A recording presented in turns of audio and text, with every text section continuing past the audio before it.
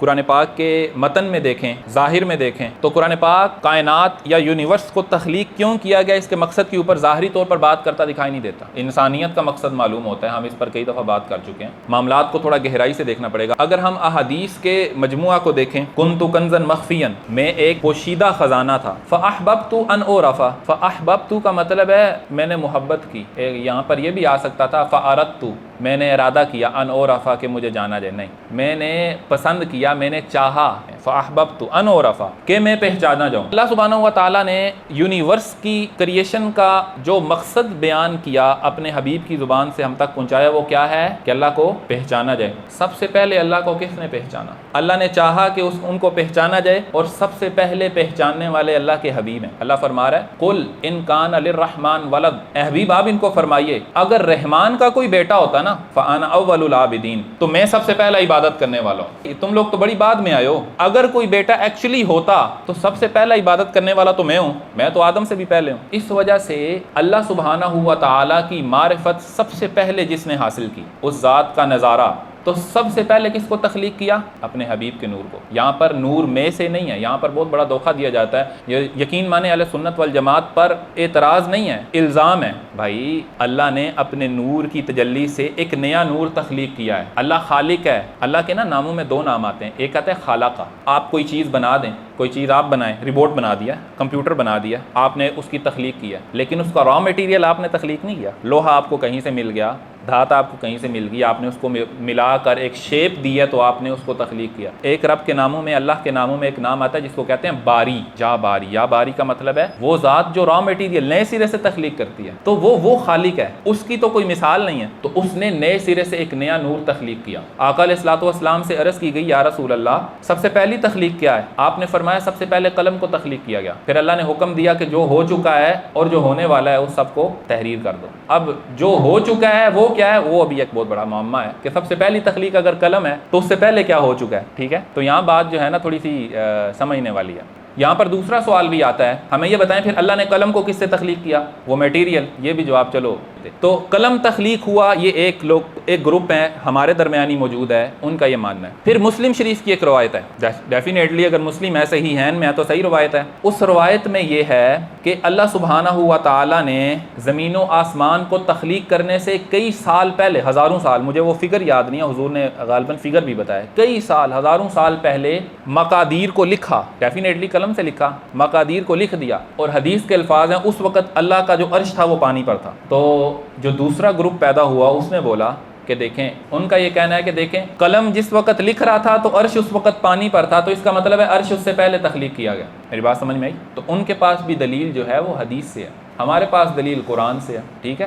کیونکہ اقبال نے بڑی خوبصورت بات مکائی ہے، میں وہ اینڈ میں بتاؤں گا، قرآن پاک کی آیت تو سنا چکا ہوں، انا اول العابدین، اللہ سبحانہ و تعالیٰ نے حضور سے کہلوایا اے حبیب آپ ان کو یہ چیز بتا دیجئے کہ آپ اول العابدین ہیں، سب سے پہلے عابد آپ ہیں، آپ سے پہلے کوئی نہیں تھا، تو آپ پہلی تخلیق ہیں۔ یہ قرآن سے پہلی دلیل ہے۔ دوسری دلیل، اللہ سبحانہ و تعالیٰ نے قرآن مجید میں اپنے حبیب کے لیے ارشاد فرمایا وما ارسلناک الا رحمۃ للعالمین، جتنے بھی عالمین ہیں، آسمان، زمین، تارے، اس کے اوپر کے جہان، ان تمام کے تمام عالمین میں آتے ہیں، یعنی جتنی بھی کریشن ہے نا اس تمام کریشن کو عالمین کہا جاتا ہے۔ اس تمام عالمین کے لیے جو رحمت ہیں وہ اللہ کے حبیب ہیں، یہ قرآن کا بالکل واضح فرمان ہے، اس کا تو کوئی انکار نہیں کر سکتا نا۔ اب مجھے یہ بتائیں، کوئی بندہ یہ بولے کہ یارو نبی علیہ الصلوۃ والسلام کی پیدائش اور تخلیق تو آج سے صرف 1400 سال پہلے ہوئی ہے، تو جو اس سے پہلے اربوں سال کی کائنات ہے، کیا حضور اس کے لیے رحمت نہیں ہے؟ یا حضور پوری کائنات کے لیے رحمت نہیں ہے؟ یا تو یہ عقیدہ ہوگا۔ اس عقیدے کی صورت میں پھر یہ جو آپ نے عقیدہ قائم کیا نا کہ حضور علیہ الصلوۃ والسلام اول تخلیق نہیں ہے، اول خلق نہیں ہے، تو جو اول خلق ہے اس کے لیے رحمت کون تھا؟ کیا حضور نہیں تھے؟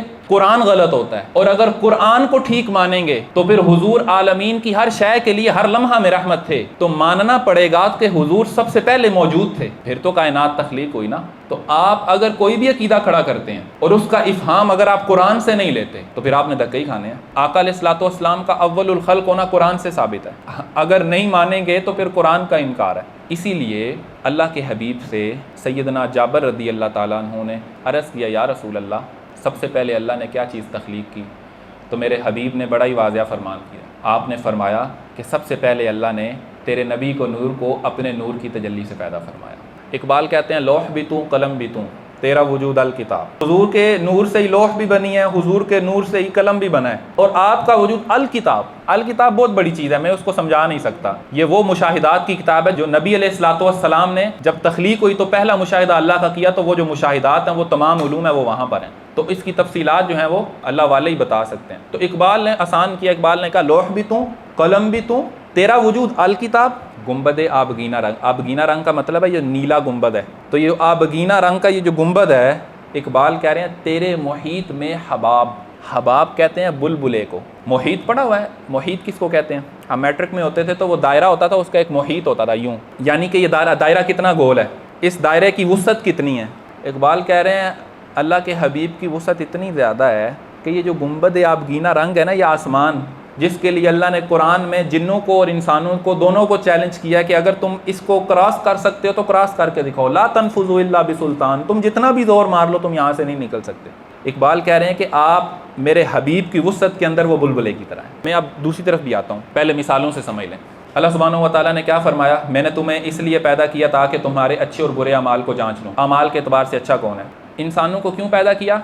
उनके अच्छे और बुरे अमाल को जांचा जाए, और फिर फरमाया मेरे हबीब का जो हो जाएगा मैं उसके माफ़ कर दूंगा। सब लोगों को इसकी फ़िक्र होगी कि मैंने अच्छे अमाल करने हैं, और फिर मैं कहूँगा जहन्नुम की आग का डर होगा ना। अल्लाह ने क्या फरमाया, बिल्कुल सही रवायत है, बुखारी और मुस्लिम की रवायत है, क़यामत का दिन होगा। अल्लाह के हबीब ने इरशाद फरमाया कि हर बंदा जो है, हुजूर ने फरमाया कि उस दिन क्योंकि साया नहीं होगा, ज़मीन जो है वो बिल्कुल फ्लैट हो जाएगी, तो साया तो होगा नहीं। जब सूरज करीब आएगा तो लोगों का दुख बड़ा बढ़ जाएगा, तो वो लोग सोचेंगे कि चलो किसी के पास चलते हैं। अभी आपको ज़रा समझ आएगा मकसद क्या था सारा। हशर में बुलाकर जो मामला हुआ, दुनिया में भी क्या मामला चल रहा है वो भी समझ आएगा। सारे लोग भागे भागे हज़रत आदम अलैहिस्सलाम के पास जाएंगे कि आपको अल्लाह ने चुना था, आप हैं अल्लाह के नबी, आप हमारे लिए कुछ करें। वो कहेंगे मैंने तो फल खा लिया था, वो फ्रूट खाया था जो अल्लाह ने मना किया था, मैं तो आज अपने लिए डरता हूँ, अल्लाह को इससे पहले इतना गज़बनाक मैंने कभी नहीं देखा। तो आप अपना मामला खुद देख लें। भागे भागे नूह अलैहिस्सलाम के पास जाएंगे, आप अल्लाह के पहले रसूल हैं, आपसे पहले तो अंबिया थे, आप पहले रसूल आए, आप अल्लाह को बड़े महबूब हैं।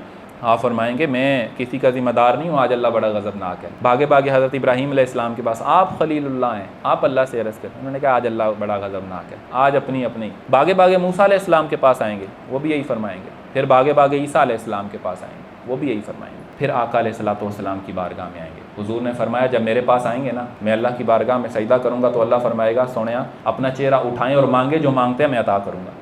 वो सैयदना इमाम ज़ैनुल आबिदीन, हमारे सैयदना इमाम ज़ैनुल आबिदीन। तो उन्होंने ना कूफा वालों से पूछने लगे कि कूफा वालों तुम्हारे लिए कुरान में कौन सी आयत है जो तुम्हें सबसे ज़्यादा उम्मीद देती है? बड़ी प्यारी बात है। कहने लगे जी कुरान में इतनी प्यारी आयत है, अल्लाह ने इरशाद फरमाया कुल या इबादियल्लज़ीना असरफ़ू अला अनफुसिहिम ला तक़नतू मिन रहमतिल्लाह। अल्लाह फरमा रहा है ए हबीब आप इनको बोले ए मेरे गुलामों, असरफ़ू अला अनफुसिहिम, यहाँ पर ही मैंने तर्जमा इसलिए किया लोगों को समझ आए कि अल्लाह ने हबीब की ज़ुबान से कहलवाया कि इनको बोलो कि ये आपके गुलाम है, या इबादी ए मेरे गुलामों, असरफ़ू अला अनफुसिहिम, जिन लोगों ने इतने गुनाह किए हैं हद क्रॉस कर ली, ला तक़नतू मिन रहमतिल्लाह, अल्लाह की रहमत से बदगुमान ना होना। तो वो कहने लगे कि सैयदी हमारे लिए तो ये आयत बड़ी ही जो है ना उम्मीद वाली है। आपने फरमाया अहले बैत के नज़दीक वो आयत कोई और है जो ज़्यादा उम्मीद वाली है। अर्ज़ की वो कौन सी है? आपने फरमाया अल्लाह ने अपने हबीब को फरमाया वाला सौफ़ युअतीका रब्बुका फतरदा, ए हबीब हम आपको इतना देंगे कि आप राज़ी हो जाएंगे। मुझे बताएं कायनात की तख्लीक का मकसद इस एक आयत में समझ नहीं आ रहा कि अल्लाह ने अपने हबीब को राज़ी करना है। अनकरीब आपको इतना देंगे कि सोना तुसी राज़ी हो जासो। तो हुजूर ने भी फरमाया मैं उस वक़्त तक राज़ी नहीं होऊंगा जब तक मेरा एक भी उम्मती जहन्नुम में जलेगा। इसलिए अल्लाह ने फरमाया यौम ला युख़्ज़िल्लाहु नबिय्य वल्लज़ीना आमनू मा, हम उस दिन पर्दा भी नहीं उठने देंगे, ज़िल्लत भी नहीं होने देंगे उन लोगों की जो अल्लाह के हबीब के साथ होंगे, पता भी नहीं चलेगा लोगों को। तो क्या पता चला कायनात क्यों बनाई?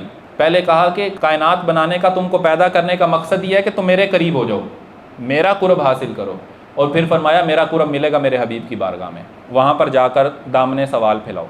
और फिर हुजूर को फरमाया वम्मा साइला फला तनहर, आपने किसी भी सवाली को खाली नहीं लौटाना। तो मालूम ये हुआ कि कायनात का जितना भी मामला चल रहा है, सैयद इमाम फ़खरुद्दीन रज़ी अल्लाह अन्हु ने 2 जुमले हैं उसमें सारा मामला वाज़ह कर दिया। आप फरमाते हैं कि अल्लाह ने अपने हबीब को पैदा किया अपने लिए और पूरी कायनात को पैदा किया अपने हबीब के लिए। तो मामला ये है कि अगर आप इबादत नहीं करेंगे तो अल्लाह के हबीब नाराज़ होंगे, क्योंकि अल्लाह के हबीब चाहते हैं कि आप अल्लाह की पहचान करें। और अगर आप अल्लाह के हबीब से मोहब्बत नहीं करेंगे तो अल्लाह नाराज़ होगा, क्योंकि अल्लाह चाहता है कि आप अल्लाह के हबीब से मोहब्बत करें। तो आप फरमाते हैं कि जब हज़रत आदम अलैहिस्सलाम ज़मीन पर तशरीफ़ लाए ना, तो उस वक़्त उन्होंने توبہ کر رہے تھے تو انہوں نے اللہ کے حبیب کا وسیلہ پیش کیا. میں آپ کو اس کا مفہوم سمجھا دیتا ہوں. تو اللہ تعالیٰ نے فرمایا آدم تم اس نام کو کیسے جانتے ہو؟ تو انہوں نے کہا جب مجھے تخلیق کیا گیا میں نے آنکھیں کھولیں تو عرش کے اوپر یہ نام میں نے لکھا دیکھا تو میں نے جان لیا کہ یہ مخلوقات میں اللہ کو سب سے زیادہ محبوب ہیں, تو میں نے اس لیے وسیلہ پیش کیا. اللہ نے فرمایا لولا محمد, اگر محمد پیدا نہ کرتا تو میں یہ کچھ بھی تخلیقات نہ کرتا. اور اس کے علاوہ بھی اللہ نے فرمایا اگر آپ کو تخلیق نہ کرتا تو نہ میں جنت تخلیق کرتا نہ میں دوزخ تخلیق کرتا. یعنی جنت و دوزخ ثواب و عطاب کا یہ سلسلہ میں نے رچایا اس لیے ہے, بنایا اس لیے ہے کہ حبیب آپ کی شفاعت ہوگی, لوگ آپ کے گن گائیں گے, ہمیں دیکھ کر خوشی ہوگی کہ لوگ میرے حبیب کے گن گاتے ہیں. اس لیے ہم یہاں پر یہ ثناخوانی کرتے ہیں, اس لیے ہم یہاں پر یہ اللہ کا ذکر کرتے ہیں. اسی لیے کائنات کو بنایا گیا کہ حبیب کا نام اونچا رہے. وَرَفَعْنَا لَكَ ذِكْرَكَ, قیامت تک حضور کا نام اونچا رہے گا. اور پھر جو نہیں ماننے والے تھے قیامت میں ان کو بھی دکھایا جائے گا کہ حضور کا نام ہی اونچا, ان کے دامن سے وابستہ لوگوں کی آج نجات ہے. اور پھر جنت میں بھی حضور کے ساتھ جانے والے ہمیشہ اس پر فخر کریں گے.